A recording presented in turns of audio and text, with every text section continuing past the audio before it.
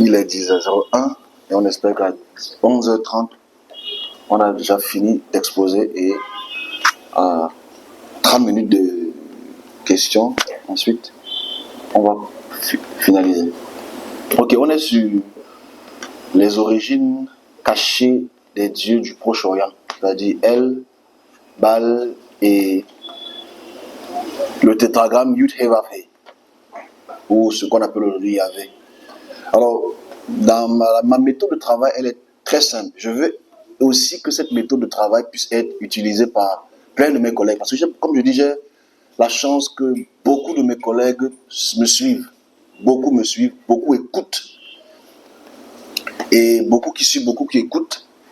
C'est juste que, comme je l'ai dit ça, il y a des petites dissonances au niveau de leur église qui nécessitent beaucoup de problèmes. Mais on avance dans ce sens-là. Donc ici, nous, en introduisant ce facteur-ci, le plus important, c'est de comprendre ce que nous avons été instruits. On a été instruits depuis notre tendre enfance, depuis nos parents, nos grands-parents, surtout nos parents, à ces noms-ci. Et vu qu'on n'a qu'un... s'il vous plaît, les enfants, là, si vous voulez vraiment écouter, asseyez-vous là-bas. Si vraiment vous voulez écouter, asseyez-vous, vous pouvez voir, parce que les grandes personnes viennent tout tard, après posent des questions très intelligentes. Asseyez-vous là-bas et vous voyez, parce que vous avez la chance de voir ça jeune, et de voir ça tard. Ok? Donc ici, le narratif ici, c'est... Nous avons toujours lu la Bible sans iconographie. Je démarre d'abord ici, ok? Nous avons toujours lu les textes sans iconographie. Quand on parle d'iconographie, ça veut dire sans image. Ok? On a toujours lu la Bible sans image. Pour diverses raisons. Ok? Aujourd'hui, je veux essayer de démontrer ce que nous n'avons pas pu voir, mais qui était écrit, qui sont automatiquement les origines cachées des dieux du Proche-Orient. Et ici, je veux passer par certains types de recherches pour lesquels j'ai beaucoup travaillé dessus, et je travaille comme beaucoup dessus, en coopération avec le Collège de France aussi, Thomas Romer et Dominique Charpin. Je mets toujours leur nom devant parce que c'est important de mettre leur nom devant parce que c'est eux qui sont sur le terrain archéologique et philologique. Donc, à la suite, ici, on parle de El, Baal et Yahvé, comme c'est écrit, les origines cachées des dieux du Proche-Orient ancien. Ici, je donne la méthode de travail. La méthode de travail, pour moi, elle est très importante parce que vous savez, nous sommes dans un monde pour lequel on doit être scientifiquement intelligent. Donc, je donne mon plan de travail. Mon plan de travail, c'est important. Ce n'est pas une thèse. Hein. Ouais, c'était une thèse, ça devait être beaucoup plus long que ça. Ça devait peut-être prendre 2 ou 3 heures parce que c'est très long. Alors ici, mon plan de travail est une étude des origines anthropologiques et onomastiques. Je vais définir.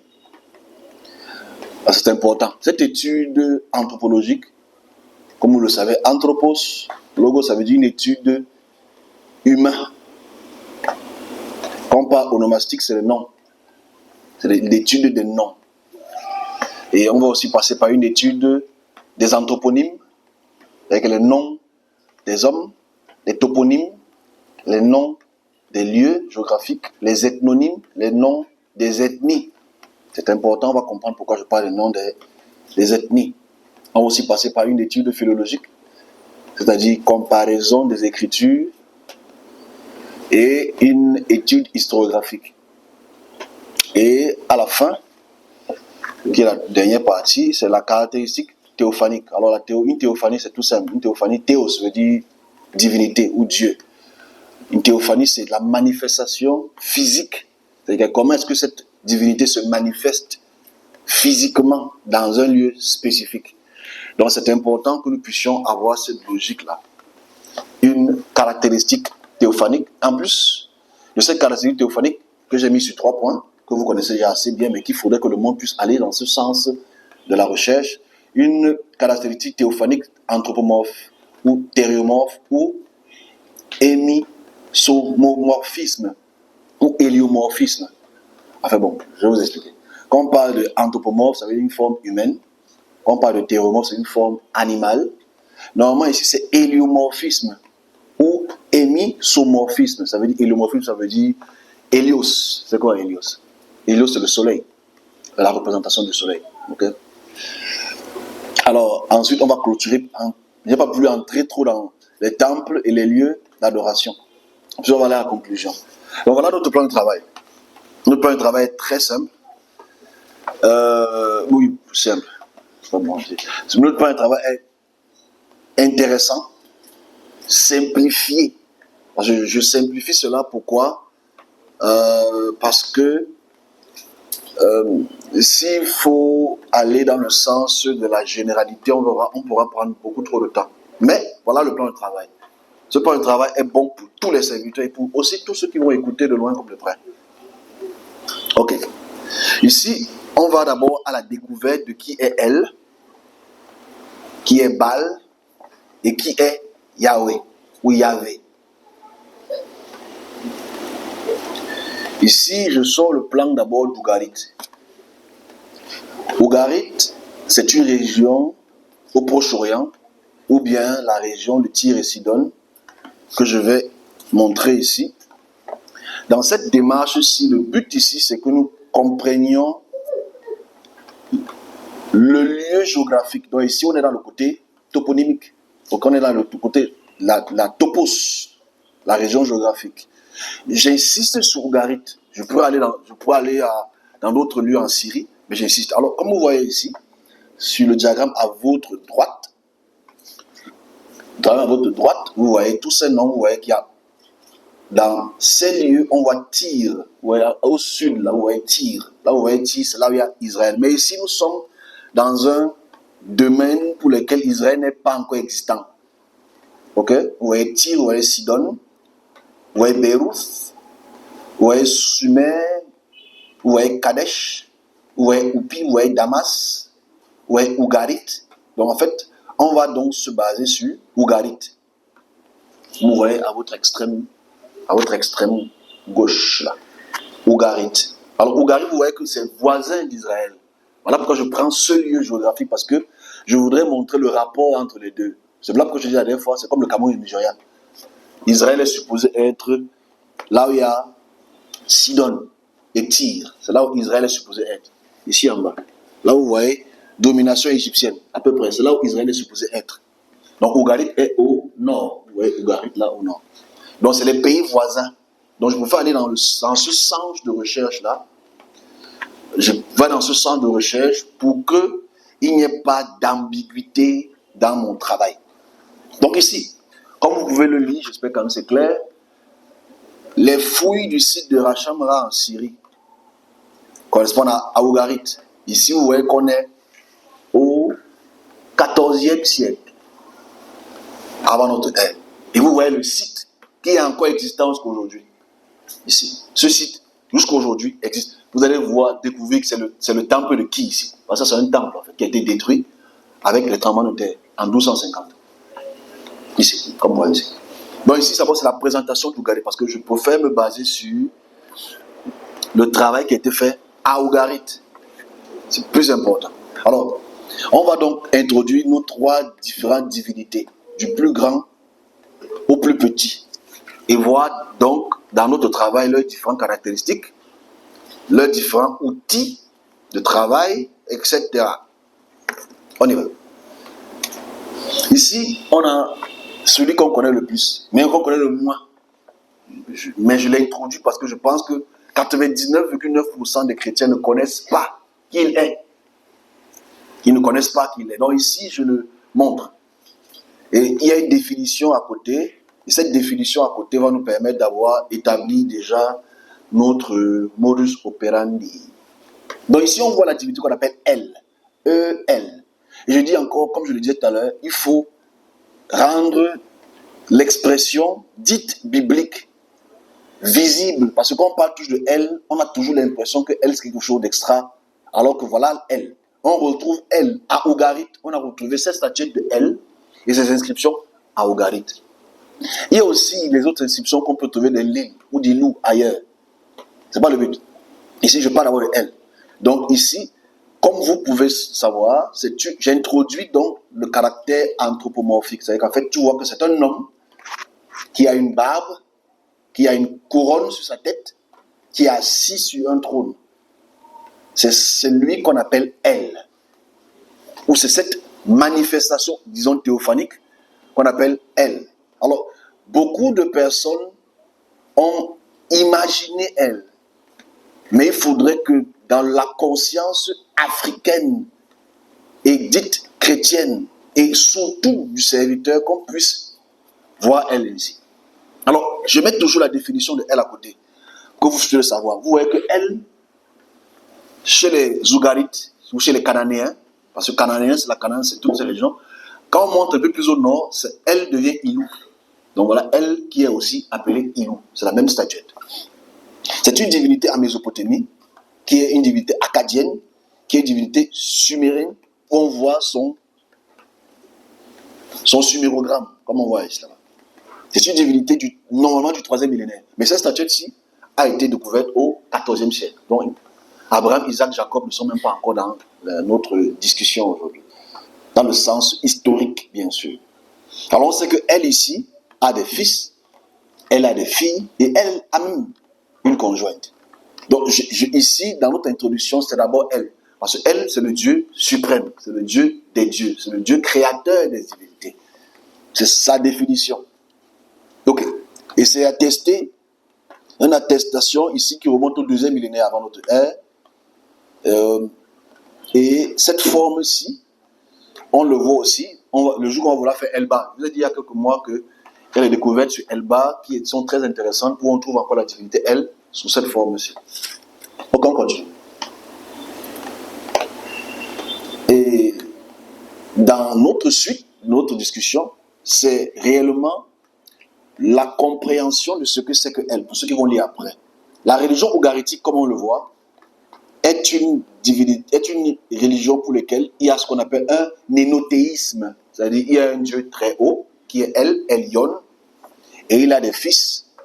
Mais à Ougari, spécifiquement, il n'y a pas que 72 fils, mais spécifiquement, il y a des fils favoris, où on voit Dagan, où on voit Baal, où on voit Yam, où on voit Mot. Ce sont les divinités puissantes dans cette région qui devraient nous intéresser, parce que c'est ce qu'on trouve dans leur fouille. Comme je le dis toujours, si aussi dans 200 ans, on vient fouiller Douala, qu'est-ce qu'on va trouver? On va trouver les immeubles cassés. Il est sûr que dans ces immeubles cassés, on va trouver des églises. Dans ces immeubles, on va trouver des Bibles, des croix. Mais si on prend la croix des catholiques et on prend la croix des protestants ou des levés, c'est différent. Mais elles ont un point en commun, c'est la croix, c'est la Bible. Donc faites un rapport intelligent. C'est-à-dire, si on vient beaucoup de temps après, on va trouver qu'on adore Jésus un peu partout, mais à sa différente manière. Mais c'est quand même Jésus dont on fait allusion. Ici, c'est Elle donc qui est la divinité suprême. Ok, on continue, s'il vous plaît. Ici, je veux aller dans la représentation anthropologique et ethnonique, ou des ethnies de l'écriture de Elle, ou de l'appellation Elle. Comme on le voit ici, à votre image, à votre droite, c'est une autre forme de représentation de Elle, qu'on retrouve plus au nord. C'est un homme qui domine sur les lions. Parce qu'il faut savoir, rapidement, pour montrer ta royauté, pour montrer que tu es puissant, il faut que tu tues un lion en Mésopotamie. Ceux qui tuent les lions sont puissants. Ok? Vous allez remarquer, ça va aussi avec David. Tous ceux qui veulent être puissants doivent tuer un lion. Et comme vous le savez, celui qui domine le lion est le lion. Et voilà pourquoi on aime bien parler du lion de la tribu de Juda, en fait. Parce qu'en fait, le lion, c'est celui qui domine dans les présages, en fait. Bon, on continue. Ici, comme vous voyez, le but ici, c'est le côté anthropologique et ethnonique des ethnies, pardon. Ici, on voit le mot Isra, Elle, qui est un nom théophorique. Enfin, un théophore, c'est le nom de quelqu'un qui porte, qui transporte le nom d'un Dieu. On voit ça dans tous les pays, dans toutes les religions, dans toutes les régions du monde. On voit le mot Elle, ici, qui est aussi Ilou. On a aussi vu en semaine, comme on voit tout à l'heure, le mot Danilou. C'est ce théophore qui transporte le nom, on peut dire aujourd'hui, Dieu donné. Ok? Dieu donné, c'est parce qu'il porte un théophore qui est Dieu, qui a donné. Donc c'est un théophore. On voit aussi le mot Ishmaël. C'est-à-dire que Dieu a écouté. On voit, c'est à la troisième personne conjuguée. Ici, quand on va un peu plus bas, on voit dans Genèse chapitre 22, verset 29, pour lequel ce Israël est repris. On voit ça dans Osée aussi, qui veut nous définir le théophore elle. Donc, qui veut nous définir le théophore elle. Mais quand on va plus loin, dans d'autres régions du monde, toujours dans la région d'Ougarit, parce que c'est important de voir à quel point l'inscription qu'on voit en haut est aussi un L. Ici, à Ougarit, ce L-là, c'est El Shaddai. Pour ceux qui n'ont jamais vu El Shaddai, voilà El Shaddai devant vos yeux, tout en haut. On le retrouve à Ougarit. C'est important de montrer qui est El Shaddai. Comme les pasteurs aiment bien dit El Shaddai, il faut qu'ils voient l'image d'El Shaddai qu'on retrouve à Ougarit. Parce que moi, je fais toujours l'effort de mettre les images contemporaines. Et ce n'est pas un débat, c'est écrit, inscrit en bas. Ok? Ce qui veut dire le Dieu des champs. J'ai juste pris un exemple de la représentation anthropomorphique de ce que est elle. Elle des champs, le Dieu des champs, le Dieu de la forêt, le Dieu des steppes, le Dieu des montagnes, etc. Donc on retrouve cette inscription ici, très intéressante. Là, à cause du temps, je suis obligé d'aller vite, mais bon, pour ceux qui vont lire ça un peu après, je vous donnerai cela. Ok, ça c'était pour elle. J'ai introduit elle, on a vu sa forme physique. Ok, ce que lui, il représente. Mais, comme je l'ai dit tout à l'heure, le mot El Shaddai ou El Shaddai est une appellation qui est purement acadien. Parce que chez les Acadiens, il y a El Shaddai, qui est la divinité des champs ou des montagnes. Ok, on continue.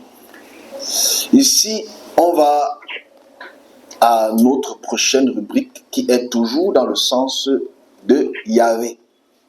Donc ici, je veux qu'on parle, on entre maintenant chez Yahvé. Parce que comme je dis, à cause du temps, on va aller vite. Le but ici, c'est de comprendre d'abord comme on a vu tout à l'heure, pour elle, on a vu qu'on retrouve elle à Ougarit. Ok? On retrouve elle à Ougarit, on retrouve elle même chez les Acadiens. Ici aussi, on va essayer de voir pour Yahvé, on va aller progressivement. Alors ici, à l'origine, tout le monde connaît Yahvé. Parce qu'aujourd'hui, contemporainement, tout le monde crie Yahvé tous les matins et soirs. Mais ici, dans cette discussion que j'ai essayé de rendre lisible pour tout le monde, j'espère, ici, c'est les origines de Yahvé, pas le tétragramme, parce que tétra, ça veut dire 4. Ici, c'est la triconsonante. Yud, He, Vav. On retrouve Yud, He, Vav dans l'endroit qui est ici, à Éléphantine. C'est-à-dire, c'est au nord de l'Égypte. On retrouve déjà cela. Le Yud, He, Vav à Éléphantine. Voilà l'image en haut. C'est important de voir que ça veut dire qu'avant que Israël ne soit déjà même un peuple, Yahvé était déjà adoré à Éléphantine. Ça, c'est les origines. J'ai montré pour elle, où on adore elle, les statues d'elle. On va revenir à ça tout à l'heure. Ici, même dans le Qumran qui est au 2e, 3e siècle avant notre ère, on retrouve toutes les inscriptions de la triconsonante Yahvé. Ok, ici. Mais là, c'est Yahou. Dans les livres d'Exode, comme vous le savez, Exode chapitre 6, il s'introduit à Moïse que je suis ce que je suis. Donc, voilà pourquoi les prêtres du 1er, 2e siècle ont traduit le mot je suis ce que je suis à éternel. Ok? Donc, on voit dans Exode chapitre 6 ce tétragramme. Ok? Mais qui n'est pas un. Donc, je vais aller vite à cause du temps. Ici, dans la suite, même si vous ferez avec le temps la comparaison des textes qu'on a fait pour vous, la suite ici, c'est de voir aussi, après la triconsonante Yud He Vav, il y a aussi la triconsonante Yud Aleph Hey, c'est-à-dire le Ya. Ici, on voit que dans la plupart des textes d'Exode, d'Ésaïe, des psaumes, on voit le mot Ya. Comme vous le savez, Alléluia. C'est-à-dire, ma force appartient à Yah, ou le trône de Yah. Ou dans Ésaïe 26, verset 4, c'est dans Yah, Yahvé, qui est mon rocher. On voit ça dans les psaumes, le mot Yah. Donc, dans les écritures de la Bible, on voit beaucoup le mot Yah, qui est le nom de la divinité. Mais l'image que je mets, la troisième image, la deuxième image de votre droite, ici, on voit ici à Akribet Bet Lei, une écriture très intéressante, où on voit le tétragramme aussi de Yahvé. Ici, on est au 8e siècle. Ici, ça correspond à l'attestation biblique, utilisation de la liturgie de Yah. Ok? Ici, on voit le Yah. La dernière partie, parce que je vais introduire rapidement, parce que c'est des choses que vous connaissez déjà. La dernière partie ici concerne le tétragramme et la triconsonante, qui peut être confondu à Yahvé ou Yahou. On retrouve ça sur la stèle de Mécha. La stèle de Mécha, c'est celle qui est là-bas. Vous avez beaucoup de temps vu la stèle de Mécha qui est à l'extrémité là-bas, où on parle de la triconsonante Yud, He, Vav. Mais c'est très important de parler de Yud, He, Vav parce qu'en fait, la plupart des théophores en Israël, c'est les Yahou, Jérémiahou, Isaïahou. Même le nom Josué, c'est Jého-Yahou. Ok, c'est les Yahou, c'est la divinité Yahou. Bon, on va sur la stèle de Mécha. Là, ici, ce qu'on essaie de faire, c'est les origines. Ok, ici, on essaie de voir les plus anciennes inscriptions du mot Yah. Je n'ai pas voulu prendre ce qui a à Ougarit, parce que l'écriture n'est pas tellement claire, on la distingue pas, on ne distingue pas Yam de Yah. Donc voilà pourquoi je n'ai pas voulu prendre cette inscription-là, parce qu'il y a aussi une inscription pour laquelle les fils bénis de El, c'est Yah. C'est entre Yah et Yam, donc je n'ai pas voulu prendre cette inscription-là. Mais, comme vous le voyez, on va à notre suite dans les écritures et les origines de Yah. Dans le côté des toponymes, où est-ce qu'on retrouve les inscriptions selon les textes, d'où est l'origine de Yah ou de Yahvé, on voit ça dans le Deutéronome chapitre 32, ici, que je l'ai mis à votre disposition, que vous comprenez déjà les origines de l'expression. Mais où est Théman? Où est Tima ou Théman? Ça se trouve où? Quel est le lieu géographique? Comme vous voyez ici, ça démontre juste que Yahvé vient du sud. On dit, Yahvé est venu de Sinaï. Pour eux, il a brisé le Séhir. Il resplendit depuis le mont Paran, qui vient du sud. C'est son origine. Mais ici, on est dans Deutéronome. Deutéronome, déjà, Yahvé est déjà appelé, okay, comme divinité. On retrouve aussi, sur la deuxième inscription, de Habakkuk 3, verset 3, on dit Dieu vient de Théman. Ici, quand on dit Dieu, c'est Yahvé. Le Saint vient du mont Paran. Ça veut dire qu'en fait, ici, c'est l'origine. Donc, on dit qu'il vient de là-bas. Et c'est important, il ne vient pas du ciel, bizarrement, mais il vient, avec cette région-là, adorer déjà la divinité qu'on appelle Yahvé. Alors, en bas, ce que j'ai essayé de faire, c'est de combiner tous les endroits, c'est-à-dire Deutéronome, Juge, Psaume et Habakkuk, qui parlent des origines de Yahvé, qui viennent du sud. Alors, c'est important de prendre l'origine de cette divinité. Alors, le troisième schéma allant vers la fin, le plus important ici, c'est pas essayer de dater, parce que dater, ça va prendre trop de temps. Mais on voit une inscription très intéressante qui essaie de déterminer le fait que le livre de Juge est l'écriture, Juge saint surtout, est l'écriture qui trace un peu les origines les plus anciennes de l'adoration de Yahvé. Les origines les plus anciennes de la culture orale, patriarcale. Ok? Surtout de Jacob, pas d'Abraham. À la suite aussi, on voit les origines de Yahvé selon Juge chapitre 5. On voit aussi qu'il vient d'Édom. Alors Édom, comme on voit l'image en bas, c'est ce qui est au sud. La partie rosâtre qui est au sud, c'est la région qu'on appelle Édom. Donc, tout démontre déjà, comme on va le voir à la conclusion, que Israël, qui est le théophore, dû à sa migration à Canaan, avec un certain temps, adoré la divinité qu'on appelle Yahvé. Pas d'origine. À cause du temps, on y va vite. En conclusion, on voit Yahvé est Dieu de la guerre, Dieu de l'orage, comme Adam le voit tout à l'heure, vénéré par un groupe habitant la région aride, se trouvant en conflit militaire avec d'autres pays, surtout en Égypte. Parce que quand on parle de Théman, quand on parle d'Édom, c'est au nord de l'Égypte. C'est au nord de l'Égypte.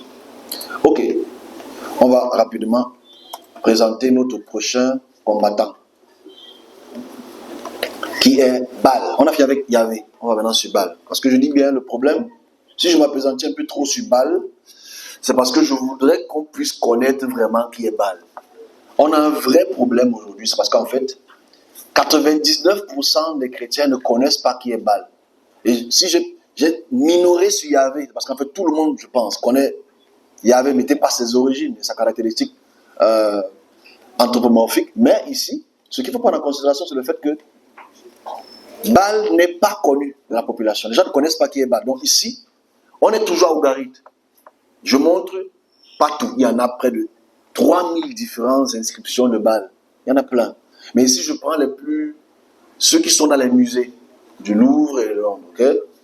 Alors ici, je vous présente officiellement Baal. Ok, on trouve la statuette de Baal, qui est sous différentes formes, mais il a une caractéristique d'arrêter un bâton en main, il a sa couronne, et c'est une majesté, c'est un roi. En fait, c'est un roi, mais c'est un Dieu. Mais en plus d'être roi et Dieu, c'est un fils de Dieu. Comme on a montré pour Yahvé, parce qu'on a dit, mais le problème de Yahvé, ici, comme on le revoit tout à l'heure, en comparaison, ici, le but de montrer qui est Baal, c'est parce que Baal était vraiment très puissant. Dans la région de la Syrie, Ougarit, et aussi même de l'Iran. Baal était très très vénéré, adoré. Ses statues se retrouvent un peu partout. Et il faudrait que nous prenions note de cela et on puisse avancer dans notre travail. Donc ici, je présente les tablettes d'argile écrites en cunéiforme. En plus d'être écrit en cunéiforme, c'est écrit en langage ougaritique. Pour le dire, à rappel, rapidement, la langue ougaritique est la première véritable langue qui est alphabétique.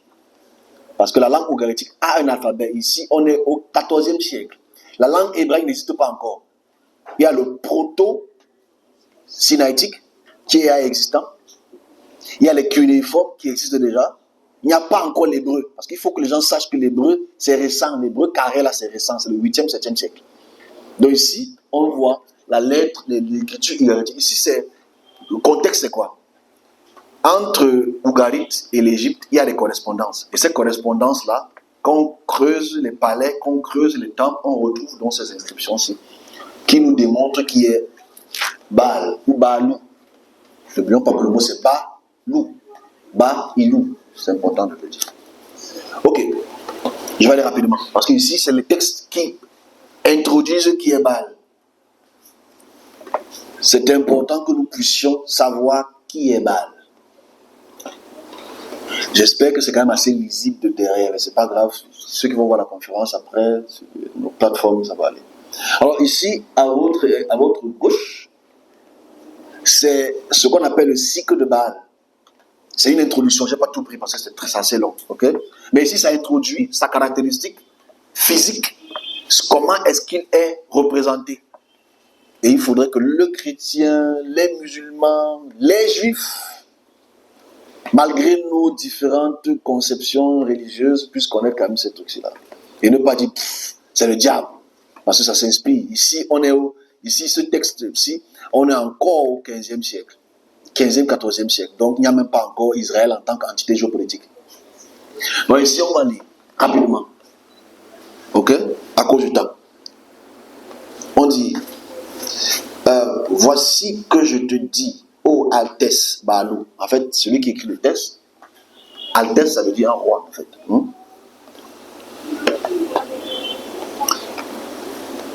Que je t'annonce, chevaucheur des nuées. Ici, c'est comme ça qu'il est représenté. 1, il est l'Altesse, c'est-à-dire qu'il est un roi. 2, c'est un chevaucheur des nuées. Ça veut dire qu'il marche sur des nuages. C'est important de voir que lui, pas aussi, lui d'abord est le chevaucheur des nuées. Voici ton ennemi, ô Balou. Voici ton ennemi, tu le frappes. Voici tu détruiras ton adversaire. Bon, je m'arrête là parce que c'est très long. Mais le but ici, c'est de comprendre que lui frappe. Voilà pourquoi Baal, on le retrouve avec un bâton. Ce bâton est là pour taper son ennemi, frapper son ennemi et le faire mourir. Alors ici, il lutte contre Yam, il lutte contre Mout. On va le voir une prochaine fois, comment faire les différentes descriptions. Ici, le but de notre lecture, c'est bon, j'en rapproche à beaucoup plus, ceux qui sont de loin peuvent se lire. C'est de comprendre déjà qui est, ce que représente Baal. Voilà, ce que représente Baal doit être connu du serviteur. Et on va voir les temples de Baal tout à l'heure, le temple de Balou tout à l'heure. Cette écriture-ci, elle est très importante, mais elle n'est pas connue. Parce qu'on parle de Baal comme toujours la négation. Ici, on n'est pas dans la négation, ici, on est dans l'historiographie, la philologie et les textes. Le plus important, c'est que voilà celui qui est Baal. Baal te fait comprendre qu'il a une altesse. Et c'est pas tout. Ici, comme on va l'approcher l'image ici, on voit cette plaque-là, cette tablette qui est, et comme je le dis toujours, pour moi, s'il y a la fin du monde aujourd'hui, ça n'existera pas, c'est faux. S'il y a un cataclysme, nos téléphones vont brûler. Nos disques durs vont brûler. Nos SIM cards vont brûler. Les tablettes ne vont pas brûler. En fait, pour moi, c'est le moyen le plus sûr de garder les informations. Bon, ça fait près de 5000 ans, malgré tout ce qu'il y avait pu avoir, les intempéries, les inondations, etc. C'est toujours là. Tu mets ton téléphone dans l'eau, tu lis l'heure canadien. Bref, on continue. Donc ici, cette description-ci, on voit que c'est le roi Nigmadou. Ok? Ça se trouve au musée du Louvre. Ici, ça parle véritablement de celui qui est Baal, qui est le rapport avec son fils, avec son père. Qui est son père? C'est important de le dire. Alors ici, ce texte-là est traduit. Je vais lire. Ce texte est très important pour que nous puissions savoir qui est Baal. Parce qu'on a tellement mal vu Baal et on ne comprend pas le contexte pourquoi dans la Bible on voit Yahvé contre Baal. Ce texte est très intéressant. Il gémit, il implore le taureau, il loue son père. Alors ici, ça veut dire, c'est très important de voir à quel point celui qu'on décide de le diaboliser, c'est plutôt le fils favori. Ok? Il gémit, il implore le taureau. Gardons le mot taureau, c'est très intéressant. Parce que l'iconographie du taureau, c'est l'iconographie de la plupart des caractéristiques théréomorphes qu'on retrouve dans le Proche-Orient. Quand on parle de Inanna, c'est le taureau. Quand on parle de El, c'est le taureau. Quand on parle de Baal, c'est le taureau. Même quand on parle de Yahvé, c'est le taureau. Ça veut dire, c'est une puissance qui a des cornes. On n'a pas encore de voiture le temps là. On se comprend? Ce qui nous permet de nous transporter d'un point A à un point B, c'est les chevaux et les taureaux. Et les bovins, c'est ce qui nous permet de transporter les marchandises. Il ne faut pas oublier cela. Right? Donc, souvent on oublie qu'il y a 4500, 3000 ans, il n'y a pas de voiture, il n'y a pas d'avion. Donc, ce sont les caractéristiques. Il gémit, il implore le taureau, il loue son père, il loue le roi qui t'a engendré. Donc, en fait, ici, on parle du mot engendré. Ça veut dire celui qui est véritablement engendré. Il se connaît. Il implore Atiratou, ses fils, la déesse, la bande ailée. Je n'ai pas de maison comme les dieux, de cour comme les fils d'Atiratou, de demeure comme Ilou, comme l'abri de ses fils, de demeure comme la dame Aritou, de demeure comme les fils de Ra ou de Ré, fils d'Arou. En fait, ici, c'est l'introduction de qui est Baal. Baal veut quelque chose, on va voir ça tout à l'heure. Mais ici, Baal se présente en tant que fils engendré. Il est le fils préféré. Et c'est important qu'on puisse parler un peu plus de lui. Dans cette conférence, je parle un peu plus de Baal parce que, bon, on va me dire, oh, c'est sûr que Baal, c'est ton Dieu. Ça n'a rien à voir. Il faut que vous sachiez qui est Baal. Parce que les correspondances iconographiques, théomorphiques, anthropomorphiques sont identiques avec quelque chose d'autre. Or ici, on vient tout sur maintenant les comparaisons entre Baal, El et Yahvé. On compare, une étude comparative. Ici, comme on peut le voir, on essaie de voir quel type de divinité décrit dans les textes. On voit Yahvé, d'abord un dieu de guerre. Comme on a vu la dernière fois, c'est un Milchama. Après Milchama, il y a encore quoi? C'est un Tsabaoth. Yahvé est un Tsabaoth, est un Milchama, c'est un dieu de guerre. On va voir aussi la distinction, et on a vu ça aussi avec Baal. Baal fait la guerre à ses ennemis, avec le bâton qu'il a en main, et il tape ses ennemis.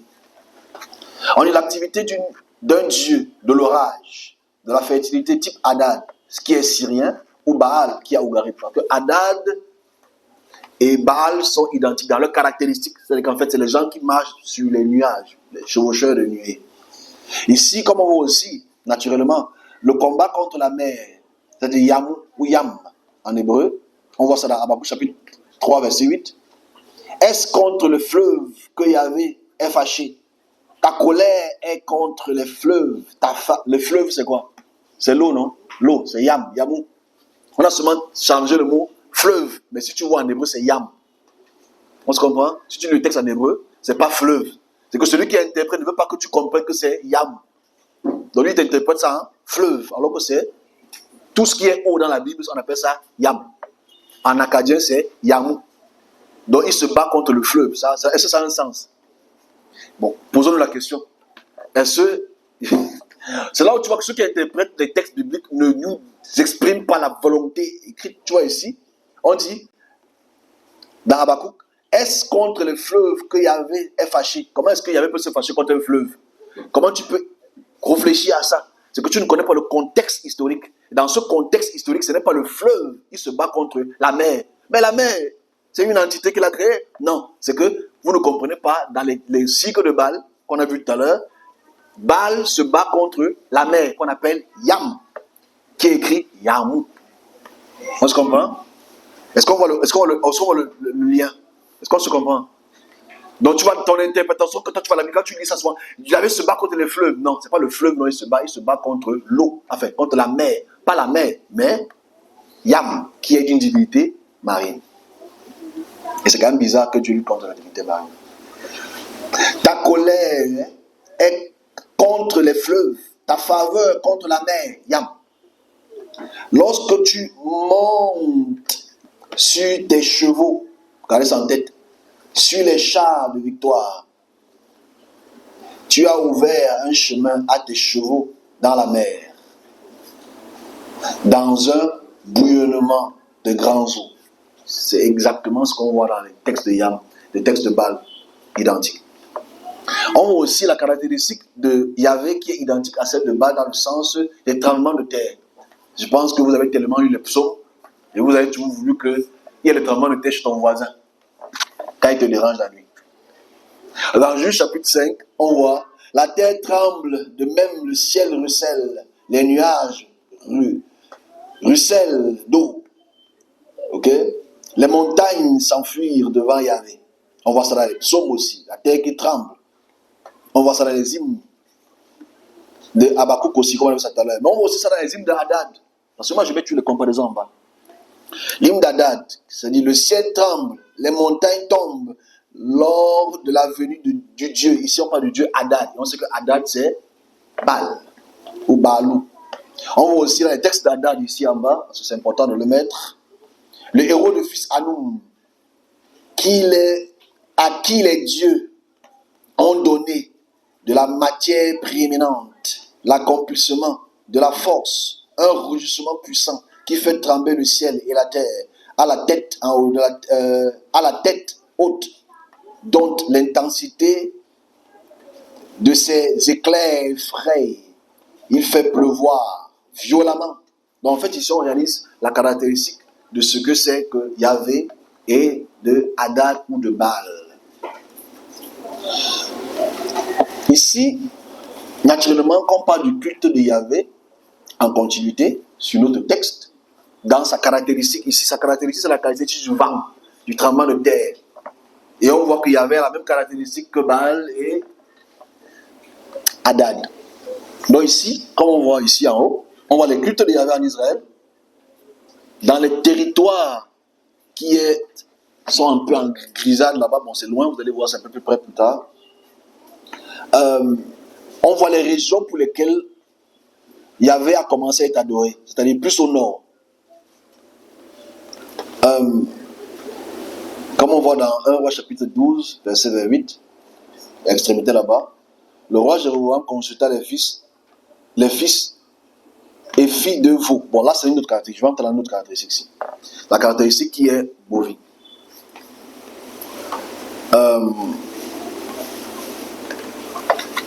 Ici, comme vous voyez, en haut, si on essaye de comprendre, on commence à Ougarit. Comme je l'ai dit au départ, on a beaucoup creusé le site ougaritique. Et dans ce site ougaritique, on retrouve ces bovins.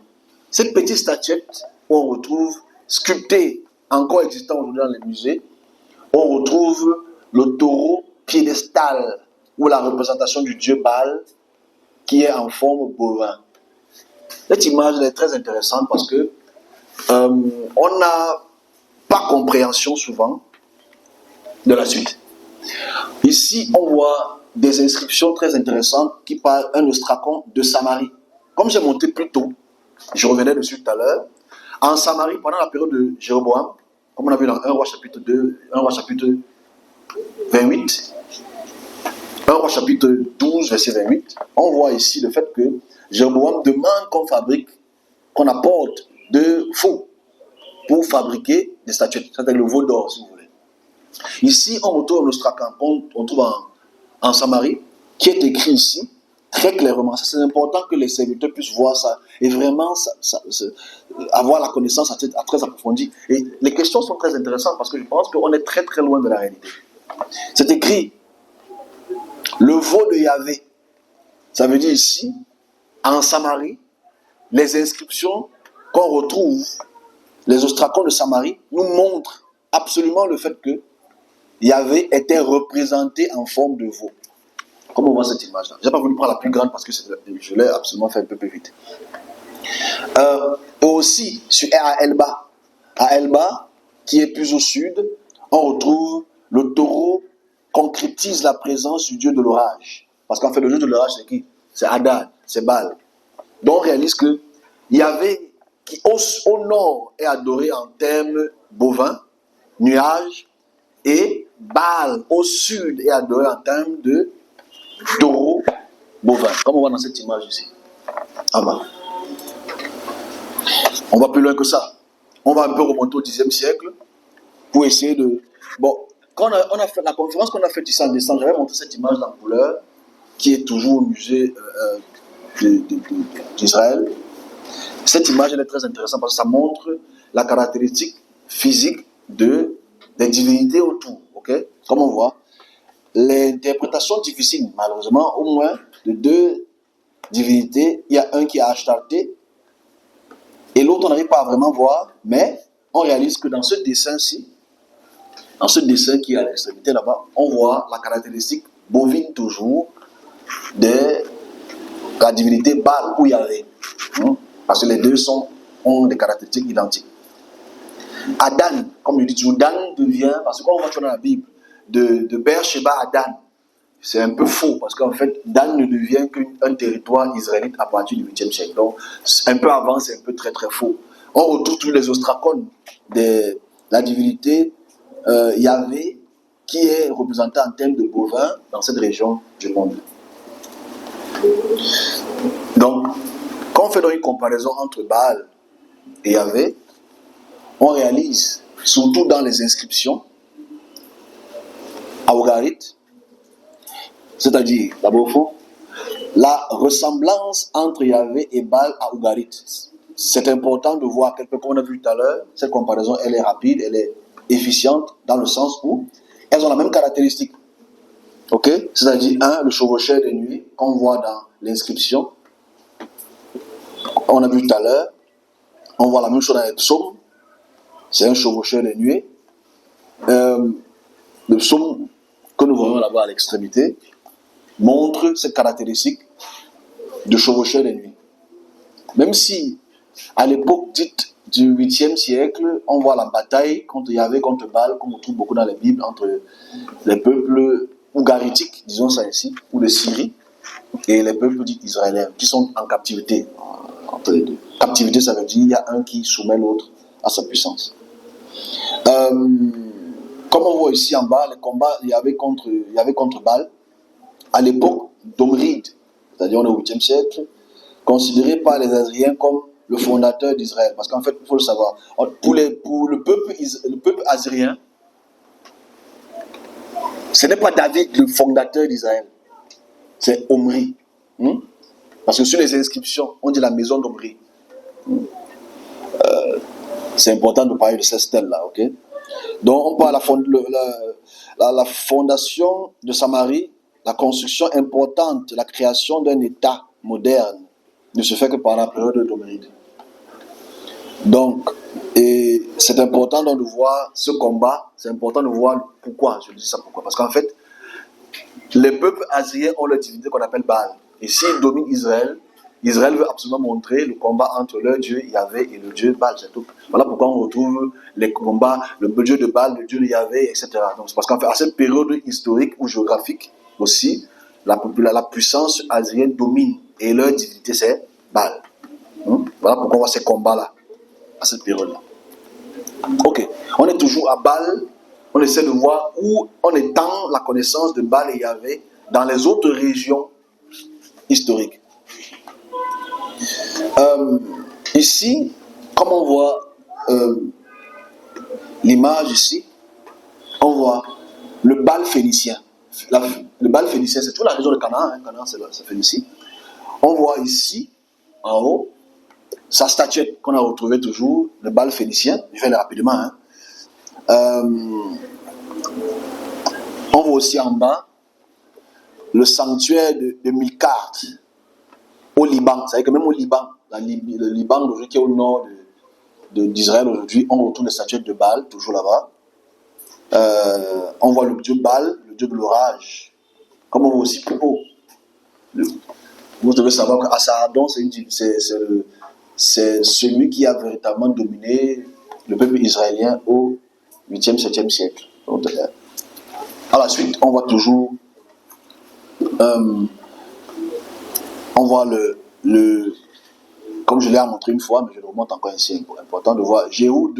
Jéhou, c'est un des rois d'Israël qui est assiégé par les Assyriens. Salmanassar III assiège Israël, et comme vous voyez cette image, elle est très petite, malheureusement, j'ai condensé trop de travaux, mais dans cette image que vous voyez ici, j'aurais pu vous la montrer après si vous voulez. Dans cette image, on voit l'écriture. Cette écriture est très claire. Ça montre la soumission du roi du roi Jéhou. Ok? Ici, c'est écrit tribu de Yahou, fils de Nimrou. J'ai reçu de lui de l'argent, de l'or, une jatte en or, un récipient en or et des coupes en or, des vases à puiser en or, d'étain, de bâtons de sa main du roi. Ça a fait ici la domination. En fait, ici, Jéhou, si vous voyez, c'est plus près, c'est plus loin. Jéhou est s'agenouille devant le roi Salmanassar III. Alors ici, à cause de ce changement-là, on réalise que j'explique comment est-ce que Yahvé est entré en bataille avec Baal. C'est parce qu'en fait, la domination assyrienne, très très forte, implémentait l'adoration de la divinité Baal, qui est donc en conflit avec les prêtres yavistes. Parce que tout le monde, vous allez réaliser cela, quand vous voyez les textes hébraïques, qu'est-ce qui se passe? On réalise qu'il y a trop de temples de Baal. On a tué dans toutes les écritures, qu'est-ce que vous voyez? On a tué les prophètes de Baal. Parce qu'en fait, Baal est la divinité qui a été imposée par les Assyriens. Qu'est-ce qui s'est passé dans Ésaïe? On dit qu'il a tué combien de prophètes de Baal? Ou c'est 7000, un truc comme ça là. Ok, parce qu'en fait, il y avait les temples de Baal partout à cette période-là, parce que Baal est la divinité puissante. Donc forcément, quand tu vois le combat entre Baal et Yahvé, c'est parce qu'en fait, Voilà pourquoi il faut montrer ces inscriptions sont importantes, pour te montrer que Jéhu s'est soumis. Et Jéhu adore qui? Yahvé. Ok? Donc, Jéhu qui adore Yahvé ne peut pas lutter contre Salmanassar, qui est un Algérien. Donc, lui, il implémente l'adoration de Baal. Il met les adorations de Baal partout. Donc, naturellement, la question centrale, c'est si eux, ils dominent et ils viennent avec leur divinité, qui ont une caractéristique théromorphe, anthropomorphe, qui ressemble à la divinité de Yahvé, il y a des questions à se poser. On va conclure peut-être après. Donc, on y va.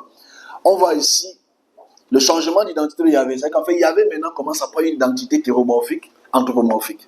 On voit à Accord au 8e siècle, on voit ici, bon, c'est très petit, j'aurais dû le faire un peu plus grand, mais ceux qui vont prendre, je vais envoyer ce texte-ci à tout le monde pour que vous puissiez lire ça de plus près. Il n'y a pas de souci.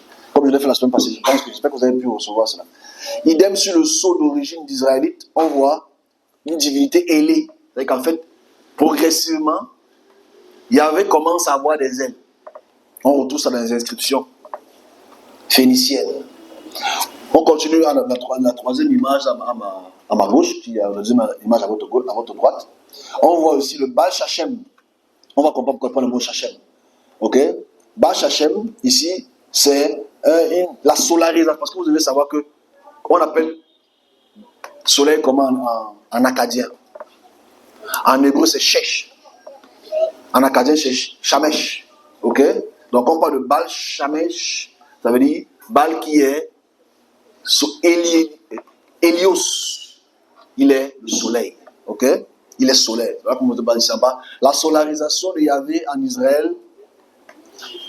Quelques textes qui parlent de cela. Mais avant de parler de la solarisation, est-ce qu'on a considéré Baal comme un soleil? Voilà pourquoi je mets cette inscription, le Baal Shachem là, parce que Baal ici arrête le soleil. Bon, c'est très loin. Prochainement, je vais le montrer. Baal qui arrête le soleil. Mais Baal est dominant. N'oublions pas la caractéristique de Baal qui est dominant. Dominant dans tous les peuples qui dominent Israël et les autres peuples. Baal est la divinité qui est le favori de El ou de Ilou. Dans le psaume 104, du verset 2 à 4, on dit: il s'enveloppe de la lumière comme un manteau. Il déploie le ciel comme une étoile. Il fixe sur les eaux ses chambres à l'étage. Il prend les nuages pour le char chevaucheur de nuée. Il s'avance sur les ailes des vents et fait des vents des messagers. J'aimais bien ce passage-là. Fait des vents des messagers. Alors que ça, c'est vraiment terrible de voir à quel point on était solarisé. Dans Osée aussi, on voit connaissons, cherchons à connaître Yahvé. Sa venue est sûre comme celle de l'aurore. L'aurore, c'est quoi? C'est le lever du soleil.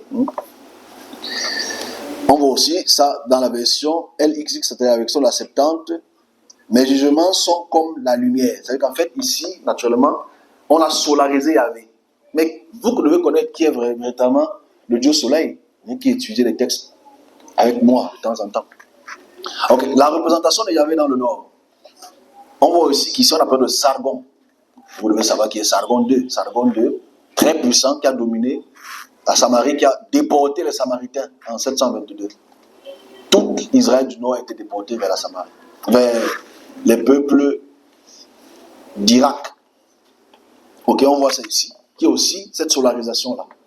On voit ici Yahvé sous forme de taureau. La dernière image à votre droite, je vais aller rapidement à cause du temps. Yahvé sous forme de taureau. Dans 1 roi 12, Exode, chapitre 32, on dit Yahvé est vénéré sous forme de taureau. Bon, moi j'ai fini pour ce côté de taureau là. On va aller dans un autre domaine qui est assez intéressant. Rapidement, à cause du temps. On a fait presque 1 heure. Donc ici, El Baal et Yahvé, la caractéristique des temples. Ici, on est toujours à Ougarit. Il faut qu'on vous présente les temples. Ce qui est étrange, c'est que quand tu vois des personnes instruites qui ont un doctorat, qui vont à Israël, taper la tête sur le mur, pourtant ce n'est pas le temple, il faut qu'on puisse se poser la question si le temple de Jérusalem a vraiment existé. Mais ici, ce que j'essaie de montrer, c'est le temple de El. Donc peut-être pour la première fois, vous voyez le temple de El, qui se trouve à Ougarit. Ici, c'est le temple de Baal qui se trouve à Ougarit. C'est important de montrer les images. Parce que je pense que dans la tête, on a tellement l'image des peuples israélites qu'on n'a pas l'image de la réalité. Ici, c'est le temple de El en Irak. Il est toujours là. C'est le temple de El en Irak. Toujours actuel. Mais le temple de Salomon, on ne trouve même pas une pierre. Donc on te décrit les pierres, la taille de la pierre. Comme tu as peur. Mais ici, voilà les pierres qui sont encore là. Et ici, le temple-ci, comme vous voyez ici, le temple de El-ci, il date du 16e siècle. Cette fondation-ci date du 16e siècle. Mais la fondation qui est en bas, elle est du 3e millénaire. Parce qu'il y a une fondation en bas. Vous allez voir, peut-être tout à l'heure, okay, si vous voulez. Mais ici, c'est une vieille fondation. Et on voit les pierres qui sont là. Et si on voit le texte, ils disent que dans le texte, construisons avec des pierres. Mais on ne retrouve même pas une seule pierre du temple de Jérusalem. Mais on va prier là, on va pas taper la tête. Alors ici, si je montre le deuxième temple-ci, vous allez m'excuser. Ok. Si je montre le deuxième temple-ci, c'est parce que je voudrais qu'on puisse noter quelque chose. C'est peut-être difficile pour vous aujourd'hui, mais avec le temple, peut-être ça va être facile. Surtout pour les serviteurs. On voit que dans le temple-ci, il y a une fondation, et cette fondation, elle est distincte. C'est-à-dire qu'il y a des différentes pièces. Comme on voit là à l'extérieur, ce que vous voyez là, qui est comme un grand pot, comme un grand vase. En fait, c'est le vase qu'on appelle les mikvéot. C'est là où on lave, c'est là où on se purifie en fait. C'est important. Avant de partir faire telle forme de sacrifice, on purifie. Parce que c'est important de montrer cela. Je vais montrer les fondations tout à l'heure. Bon, ici, c'est le temple qui est vieux. Ça a été reconstitué encore à la période du 4e, 5e siècle, avant notre ère. Mais elle est encore existante avec les entrées et les sorties, les chambres basses et les chambres hautes. Ça, c'est là. C'est le temple qui existe encore aujourd'hui.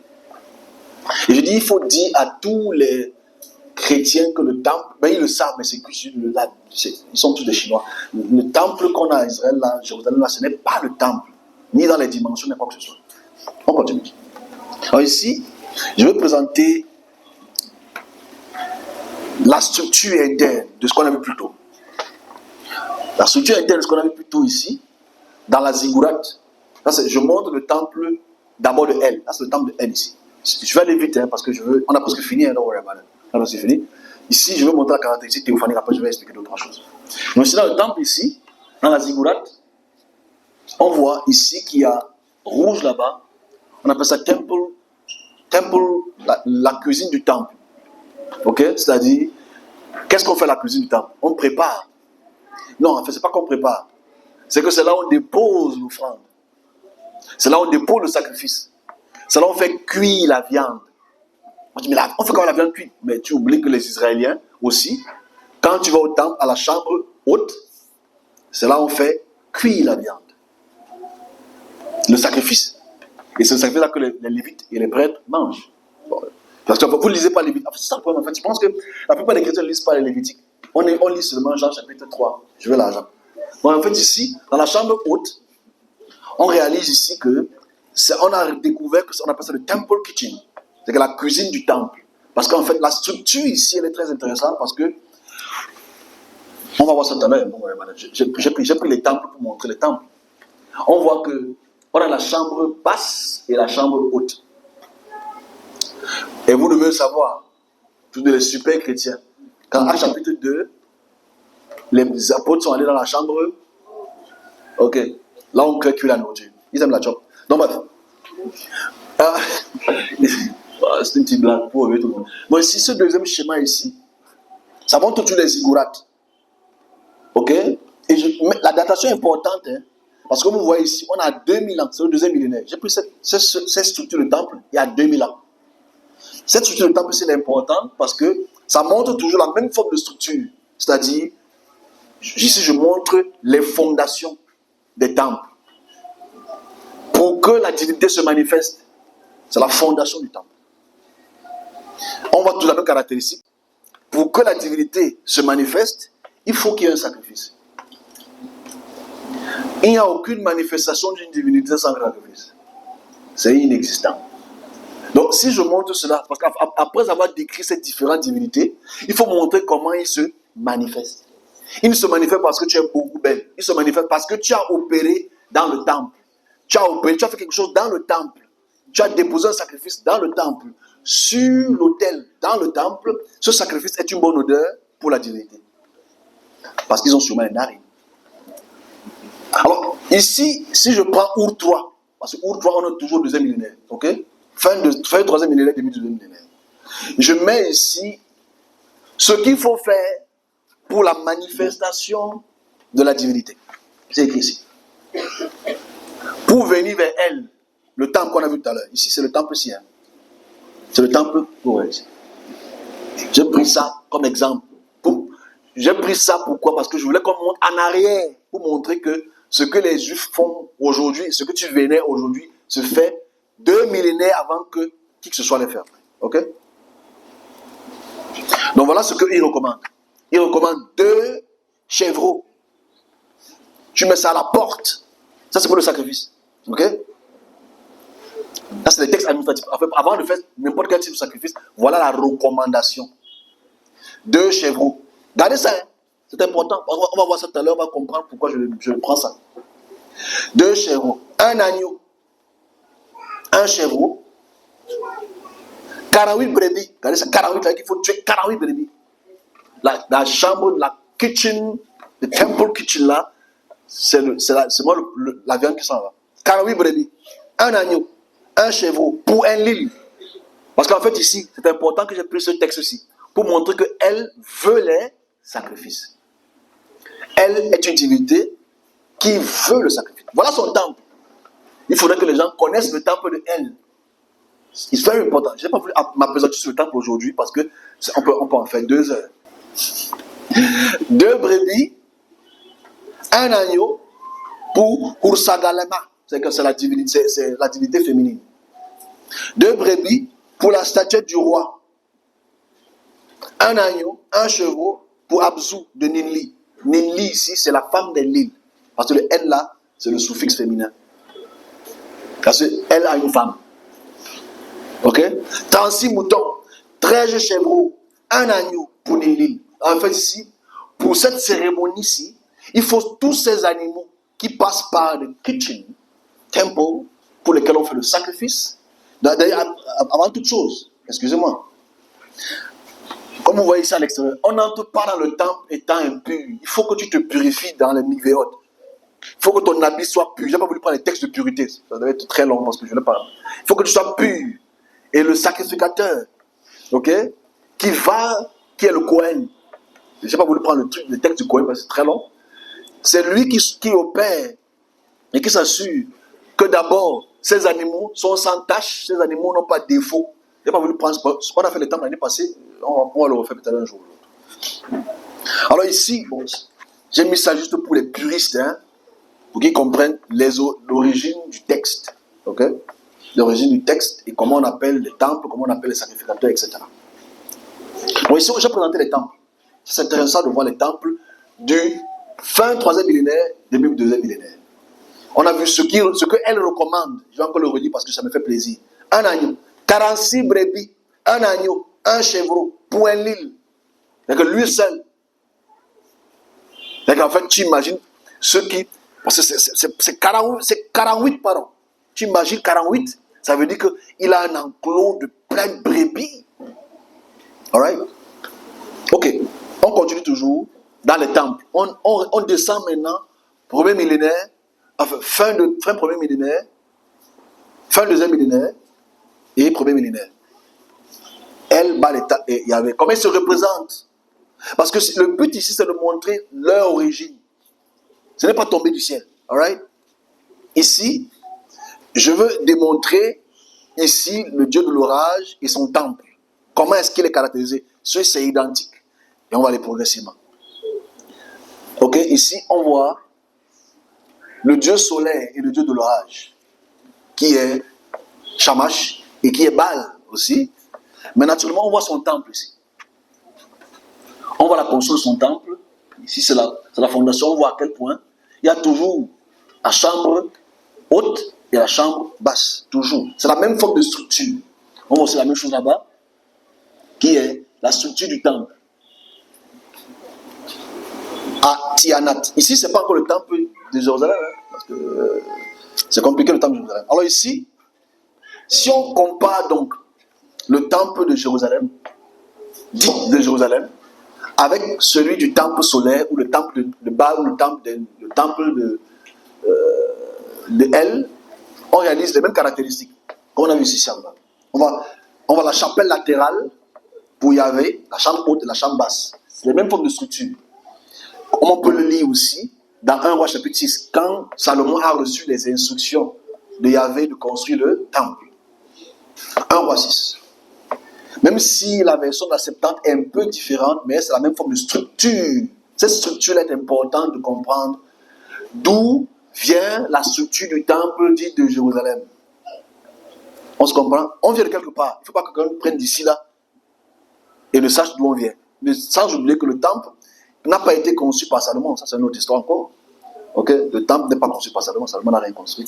Puisqu'on ne trouve pas une pièce. Ok? On ne trouve même pas un bout.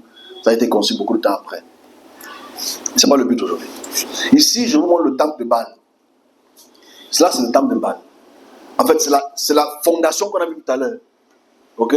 Mais avec la 4, la 3D, on peut monter pour voir à quel point c'était. On voit que ici, on est à Ougarit, au XIIIe siècle.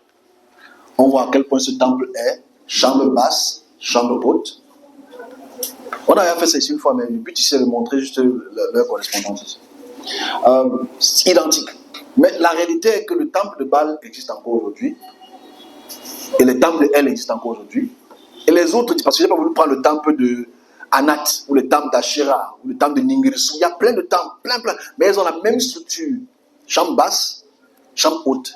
Comme on voit ici. Rapidement. Alors ici, ce que je vais essayer de montrer rapidement, parce qu'on a presque fini, c'est le Dieu solaire et sa manifestation. La divinité maintenant, pour essayer de faire une comparaison entre ce qui est dans les textes des rois et les textes assyriens. Ok. Comme on voit ici cette image-ci, c'est une divinité solaire. Ok. Comment on sait que c'est solaire? Parce qu'en fait, vous voyez ici, c'est peut-être un peu loin, il y a des rayons qui sortent de ses épaules. Ces rayons-là, elles sont synonymes de rayons cosmiques. Ça montre qu'elle est solaire. Là. Et on voit derrière, il y a la lune. Comme vous devez toujours savoir, quand il y a le soleil, il y a la lune. Alors, le Dieu solaire assis comme juge, flanqué de 2 dieux mineurs. On voit aussi ça dans Genèse. Dieu solaire agissant depuis le ciel et les messagers. On voit aussi ça dans Ésaïe.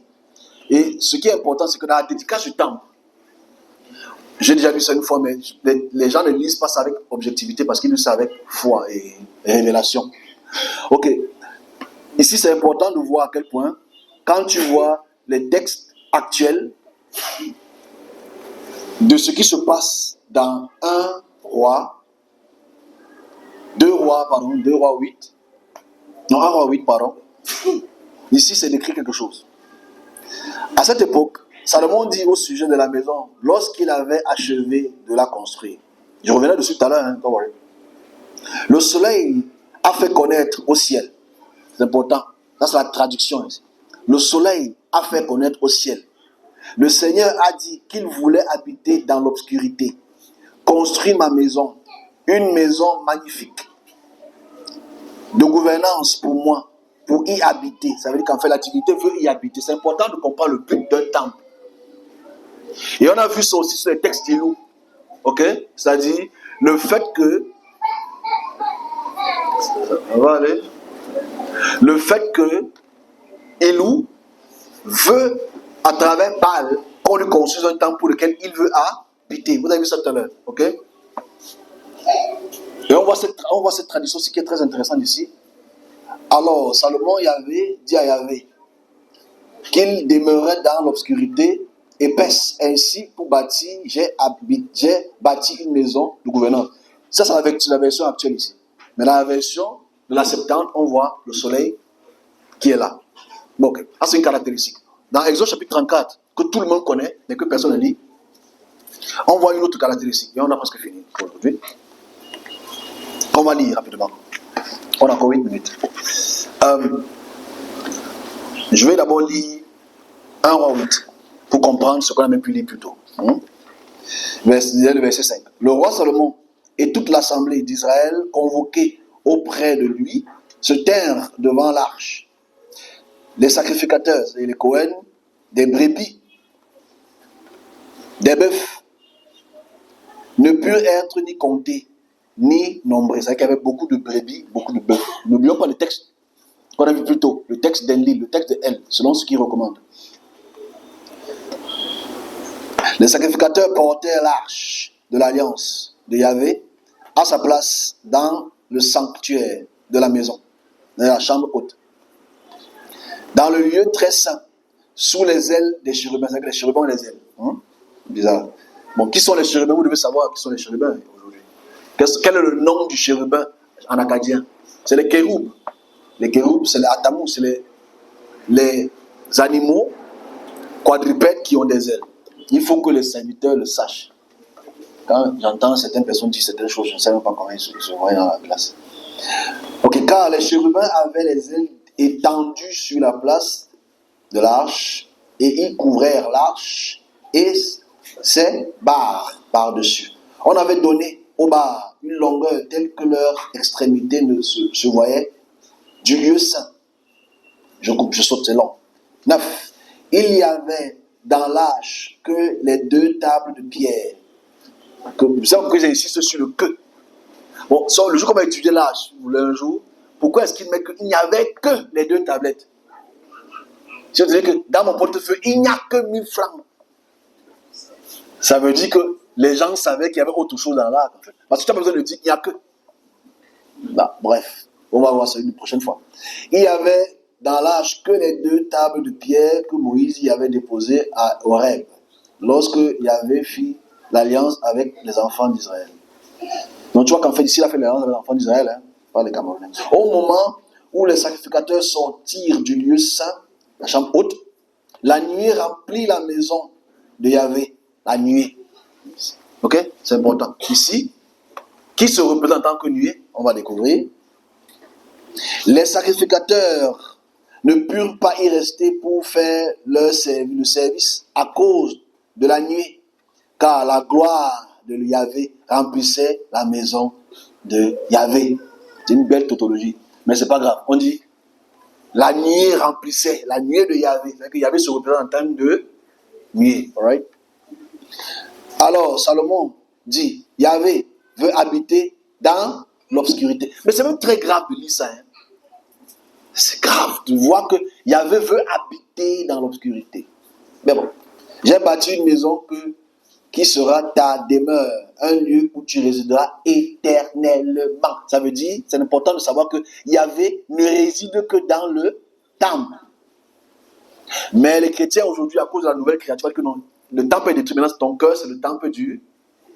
Ah, ça, c'est l'arnaque, en fait. Ok, mais ici, quand on dit éternellement, ça veut dire qu'il ne change pas. Olam, ça veut dire le temple détruit, ça veut dire qu'il n'y a plus d'Olam, il n'y a plus de Yahvé. C'est important de comprendre le texte dans son origine, mais quand on ne veut pas comprendre, c'est pas grave. 34 d'Exode. Toujours la manifestation de Yahvé. Donc on voit que Yahvé ici se représente en termes de nuée. Après le sacrifice, il se manifeste en termes de nuage. 34 Exode. L'Éternel dit à Moshe, taille de table de pierre, comme les pierres, j'y écrirai les paroles qui étaient sur les premières. Blablabla. Je saute un peu. Verset 4. Moïse tailla 2 tables de pierre comme les premières. Il se leva un bon matin à Sinaï. Verset 5. C'est long. L'Éternel descendit dans une nuée. Il se tint auprès de lui et proclama le nom de l'Éternel. Là, c'est quand même bizarre ça. Mais en fait, il se manifeste en termes de nuage. Mais là, je ne comprends pas. Enfin, là où je n'ai jamais vraiment compris, ceux qui ont réécrit le texte, parce que c'est une édition, une réédition du 4e siècle, c'est pourquoi est-ce qu'il dit, il proclama. Comment tu peux proclamer ton propre nom? It doesn't make sense. Ouais, on prend comme ça parce que c'est une connerie. L'Éternel descendit dans la nuit et se tint auprès de lui, Moïse, et proclama le nom de Yahvé. Ça veut dire, c'est pas son truc. Il devait dire, je proclamais mon nom. Et ça, c'est lui-même qui écrit le texte. C'est pas ce qu'on comprend. Vous relisez ça encore à la maison un seul temps. Il faut dire ça à tous les pasteurs que c'est très stupide. Si c'est Yahvé qui écrit, il dit, je proclame mon nom. Si c'est Moïse qui écrit, il proclama son nom. Bon, c'est pas grave. 6. Et Yahvé passa devant lui et s'écria, Yahvé, Yahvé. Wonderful. Dieu miséricorde, compatissant, là en colère, riche en bonté. Il n'est ni l'un ni l'autre. De toute façon. Donc bref, ici c'est la caractéristique. Ça va aller. Et vous aimez répéter ça quand vous avez les problèmes d'argent avec vos voisins. Donc en fait, ici, le plus important, c'est de voir comment est-ce que M. Yahvé se manifeste. Il se manifeste en termes de nuée, en termes de nuage. Identique comme le chevaucheur de nuée, identique comme elle. Enfin, on a fini. Ici, notre communication ici, elle est toute simple. Il faut qu'on conclue rapidement et qu'on puisse faire notre temps. Si on veut conclure ici, j'ai résumé 2 ou 3 petits points à notre compréhension. La relation entre Baal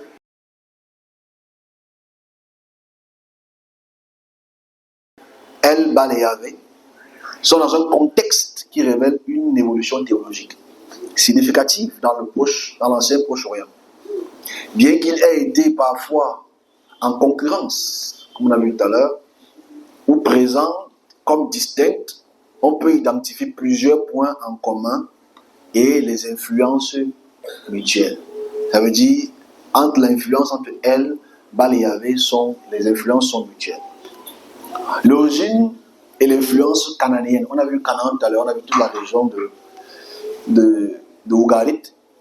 On voit Elle et Baal, tous deux sont des figures majeures dans le panthéon cananéen, particulièrement bien documentées par les textes d'Ougarit qu'on a vu tout à l'heure.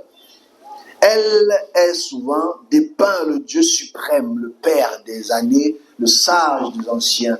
Baal est le Dieu de l'orage, la pluie, la fertilité et la guerre, souvent représenté en brandissant la foudre entre ses mains. Les attributs fonctionnels partagés entre Baal et Yahvé, Dieu de l'orage, c'est un point commun frappant entre Baal et Yahvé.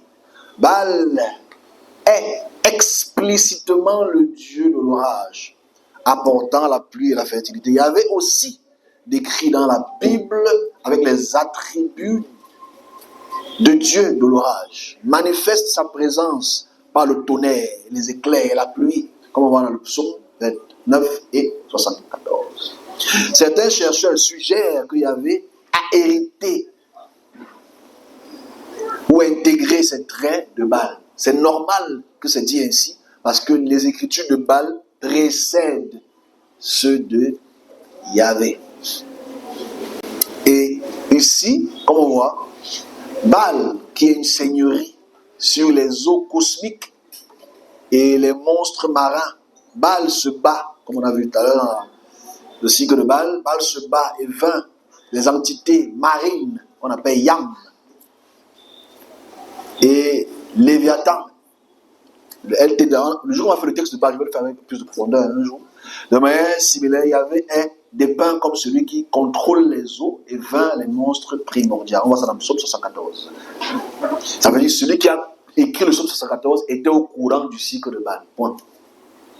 On dit la royauté et le Seigneur. Baal est appelé Seigneur, Maître. Yahvé est également désigné comme Seigneur, Adonai ou Adoni. Parce que normalement ça doit être Adonai, pas Adoni. Adoni, pas Adonai. Les deux sont associés à une royauté divine d'une assemblée. La connexion à la montagne, on a vu ça tout à l'heure. Baal est associé au mont Zaphron. Yahvé est associé au mont Sinaï. C'est des similitudes toujours. Le Dieu ancien et créateur, c'est-à-dire qui est ancien. On voit les attributs de elle, tels que sa sagesse, son ancienneté, rôle du créateur semble avoir l'influence dans la description de Yahvé. Ce qu'on a dans le 3e millénaire. Okay? Des expressions comme l'ancien des jours, qu'on voit dans la Bible, dans Daniel. On a eu le texte en semaine. Yahvé s'appelle l'ancien des jours. Elle s'appelle l'ancienne des jours. Rappelle la figure de elle. Le rôle créateur Yahvé peut également être lié à cette association. La paternité, elle est parfois appelée le Père des dieux. Comme on a vu aussi tout à l'heure, celui qui engendre.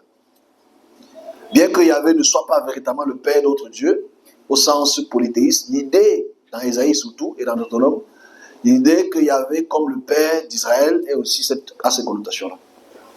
Les titres des noms, le terme elle, lui, est aussi un mot générique pour dire Dieu.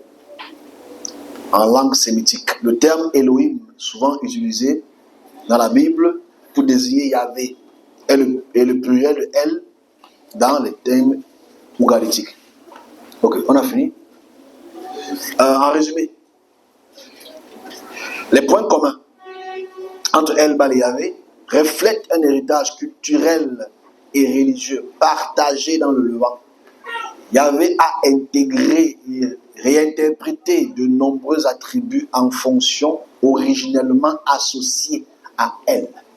Le Dieu suprême et ancien, et Baal, le Dieu de l'orage et de la fertilité, tout en affirmant sa singularité et sa souveraineté, aboutissant à un monothéisme ultérieur. Naturellement, ce qu'il faut comprendre dans notre petit exposé qu'on a fait aujourd'hui, en 1h20, j'ai respecté le temps, c'est de montrer les similitudes, les caractéristiques qu'on retrouve dans ces trois différentes divinités qu'on a peut-être appréciées pour la première fois aujourd'hui et que il faudrait donc qu'on arrive à une conclusion, que j'ai ma conclusion.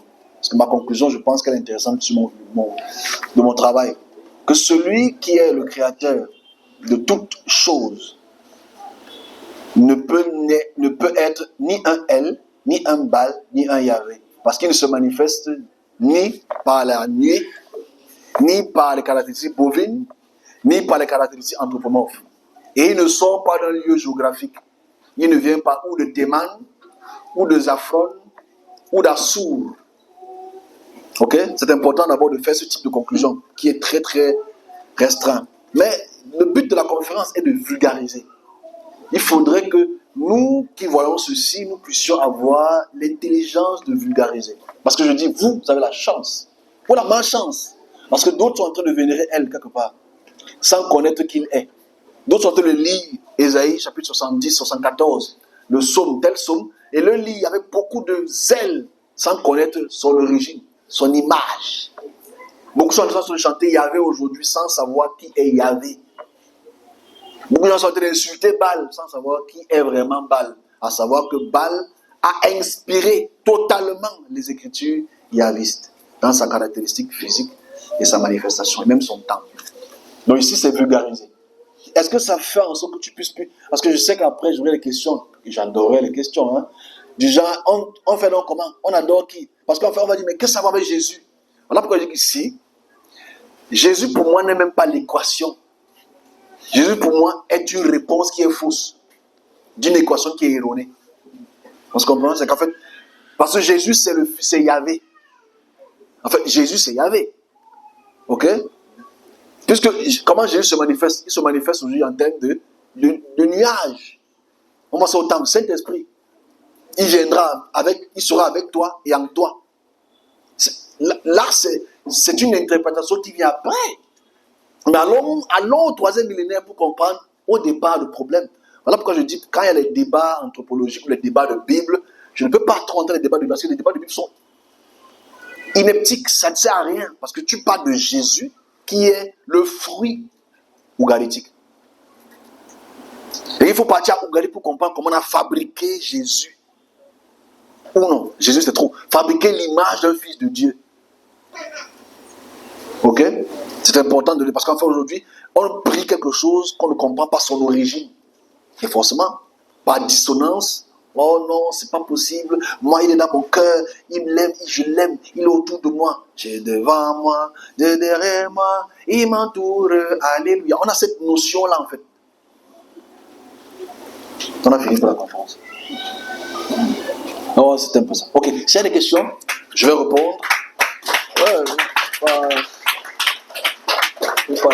faut pas applaudir par applaudisation. Hein. Il faut applaudir parce que tu as compris.